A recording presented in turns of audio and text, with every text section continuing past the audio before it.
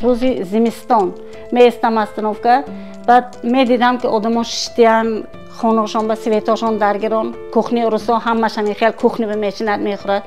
و من میگفتم که خدا جان من همین روزا به نصیب میکرده باشه.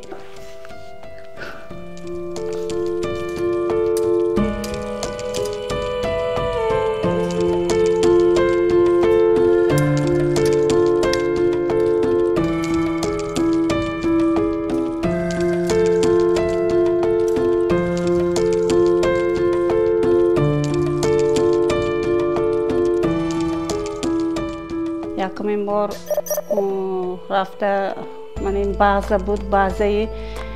سفید که بازه بود ما اونجا با یک تا آذربایجان بچه سیاوش گفتگی بچه با ما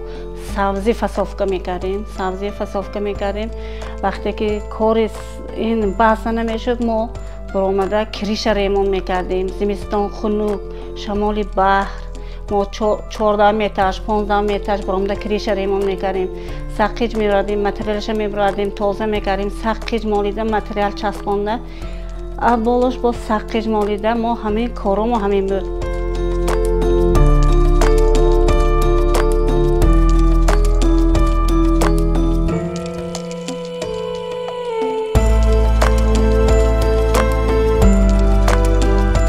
اساساً برای خوراکی بچه ها صرف میشد برای انجامشان برای مکتبشان ما یگان جای آباد کردن نمیتونستیم یگان نوگیری کردن نمیتونستیم زندگی ما با یگان خونه یک جای مثلا ریمونت کنم و کنم یگان خیلی مبلغ به موای نمیشدیم.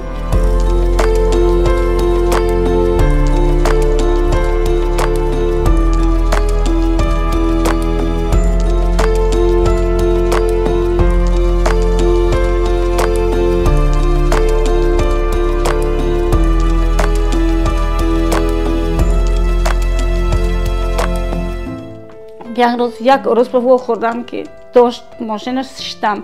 این استانوفکا تو تاجیک می ازبک گفت من تاجیک گفتم چون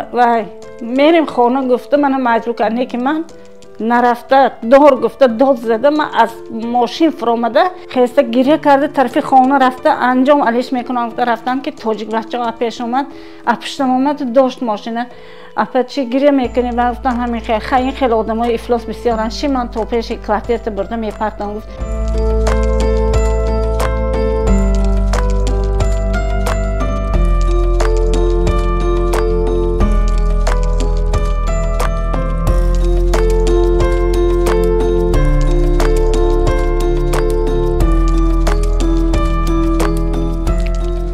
کار پامش آمده اپیش کارخانه من گرفته رفت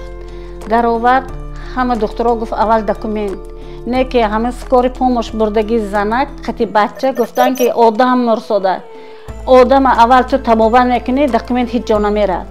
همین قطعی زعدنا همون ولایت به خودی همون ورانش من 3 بار دیگه اپراسیون کردم فرزندان من کلان شدن نایاب شدن من همه شرایط ما کرده دادن حاضر من یگان چی کمبودی نیست.